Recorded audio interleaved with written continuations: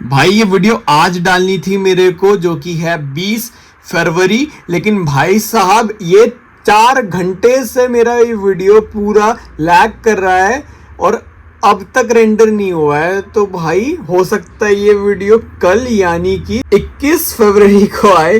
तो भाई बुरा मत मानना कि भाई साहब की भाई मैं लेट डाल रहा हूँ, ये मत सोचना।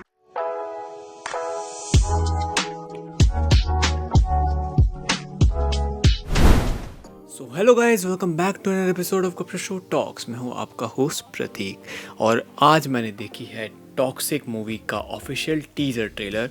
और भाई साहब बहुत कुछ है इस पे बात करने के लिए। सबसे पहली चीज़ मैं इसका एक पॉइंट आउट करना चाहूँगा वो है कि इस पूरे टीज़र को मैंने जिस तरीके से इमेजिन किया था, ये पूरा 360 डिग्री उसका टर्न लेके भाई साहब कुछ अलग ही प्रेजेंट करती है।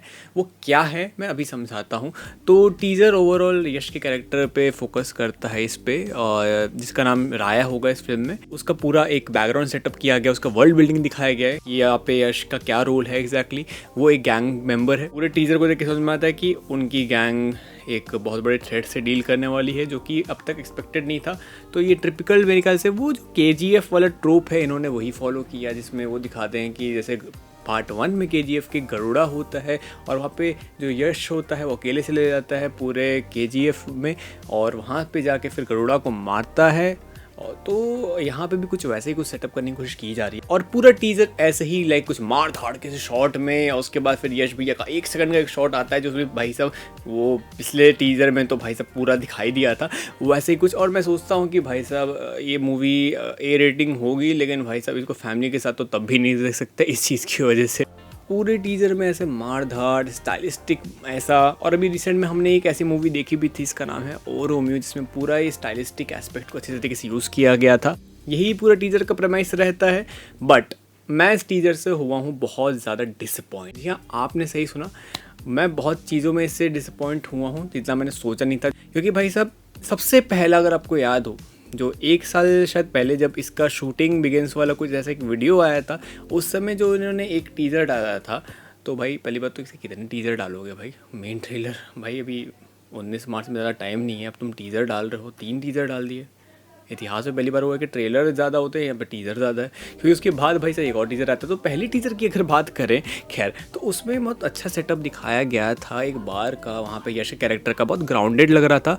और उसके बाद जो सेकंड टीज़र आया तो थोड़ा सा अटपटा सा लगा था कि भाई साहब कि ये क्या दिखा रहे हैं, मतलब नॉनसेंसिकल ड्रामा। मतलब हाँ, यश की मतलब मूवीज़ में थोड़ा सा लॉजिक ढूंढे तो दूर की बात है। अब भाई गुस्सा मत हो जाना फैंस, लेकिन अच्छे वे में भी KGF काम कर गई थी इस चीज़ को लेके। लेकिन फिर बाद में ये टीज़र आता है और इसमें मुझे देख के ये चीज़ पूरी फील हुई भाई, वो नॉनसेंसिकल जो प्रॉपर फिजिक्स की मतलब ऐसी तैसी करने वाली जो एक ट्रोप होगी भाई, इस मूवी में बहुत एमिनेंट होने वाली है। और वो चीज़ मुझे बहुत वरी कराती है। क्योंकि भाई साहब ये तो पहली चीज़ हो गई। दूसरी चीज़ मैंने इसको लेके एक कंप्लेन मुझे जो लग रही है वो ये है कि इसकी जो कलर पैलेट है बहुत वाइब्रेंट लग रहा है। बीइंग अ यश मूवी की जो इमेज बन रखी है एक सीरियस और एक एंटी हीरो वाली, तो उसके साथ एक कोइंसाइड नहीं करता है। और उसकी कलर पैलेट मतलब अच्छी है, लेकिन मतलब जॉनर को सपोर्ट नहीं करती है, मैं ये बोलूँगा। और ऐसा कलर पैलेट बहुत हद तक, एक मूवी आई थी सर्कस, अगर आपको याद ना हो, खैर उस ड्रामा को कौन ही याद करना चाहेगा, लेकिन फिर भी भाई साहब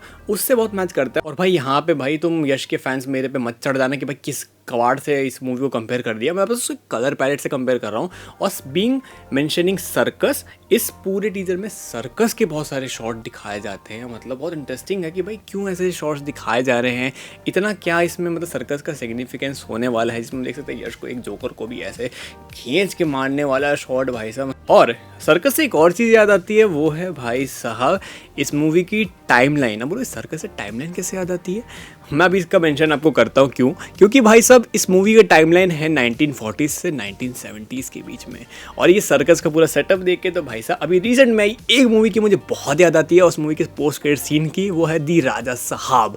और उसके लास्ट में भाई अगर आपने वो मूवी सर्वाइव कर ली हो वहाँ तक, तो भाई साहब पहले तो बात शाबाशी आपको। दूसरी बात, अगर आपने उसमें देखा हो तो उसमें एक टीजर आता है कि राजा साहब will return in Avengers Doom से, नहीं मजाक कर रहा हूँ। राजा साहब का एक सर्कस वाला पार्ट का अनाउंसमेंट हुआ था 1930 वाला, तो भाई क्या पता भाई साहब यहाँ पे एक बहुत बड़ा गेम चल रहा हो और हमें पता भी ना हो कि भाई दो यूनिवर्सेस को कनेक्ट कर रहे हो, क्योंकि भाई इस मूवी की भी टाइमलाइन 1940 से लाइक क्या बोलते हैं 70s के बीच में, उसकी 1930 सर्कस है, तो भाई कुछ भी हो सकता है भाई, कुछ भी भाई साहब कुछ ज्यादा नहीं हो गया, मतलब कुछ भी। पूरा टीज़र मुझे लाइक बहुत एवरेज लगा और सही बोलूँ तो बहुत डिसअपॉइंटिंग लगा, क्योंकि इसके थर्ड एस्पेक्ट पे आए तो लास्ट एस्पेक्ट यही बोलूँगा, इसका CGI और VFX बहुत ज़्यादा ही कार्टूनिश और लाइक फिक्शनल लग रहा है, और ऐसा फील नहीं होना चाहिए। एक आर्टिस्टिक मूवी बन सकती है बहुत सारे ट्रिक्स को यूज़ करके, लेकिन ये टीज़र मुझे लाइक, एक होता है कि टीज़र हाइप करता है आपको मूवी देखने के लिए। आई नो कि ये बहुत अनपॉपुलर ओपिनियन हो सकता है, बहुत लोग मेरे इस बात से शायद वो ना हो कि भाई आप ये चीज़ सही बोल रहे हो, हमें तो मूवी देखनी है, हमें अच्छी लगेगी, देखूंगा तो मैं भी, लेकिन सिर्फ टीज़र के बेसिस पे जज नहीं कर सकता।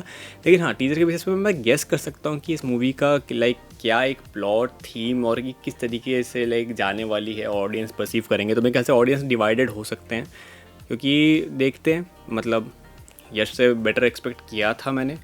अभी मूवी आई नहीं है दो, लेकिन हाँ टीज़र जिस तरीके से कट हुआ है, आई एम डिसअपॉइंटेड।